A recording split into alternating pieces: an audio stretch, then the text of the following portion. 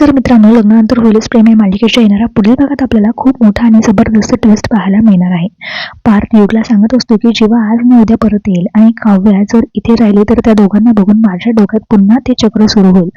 मी इथे हॉलमध्ये असलो आणि जीवा आणि काव्या किचनमध्ये असले तर माझा पुन्हा डोक्यात त्यांच्याबद्दल संशय निर्माण होऊ शकतो.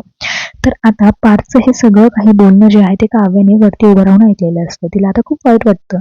त्याचमुळे आता काव्य आता घर सोडण्याचा निर्णय घेते. तर इकडे आपल्याला पाहायला मिळतंय की नंदिनी आता प्रेमाने जीवाला घास भरवत असते. नंदिनी आता म्हणते की हा घास तुमच्या आईचा. त्यानंतर दुसरा घास कोणाचा असं म्हणत ती म्हणते की हा घास तुमच्या नंदिनीचा.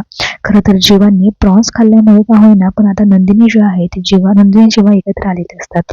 नंदिनीने जीवाबद्दल असलेला सगळा राग विसरून त्याला एक्सेप्ट केलेलं असतं.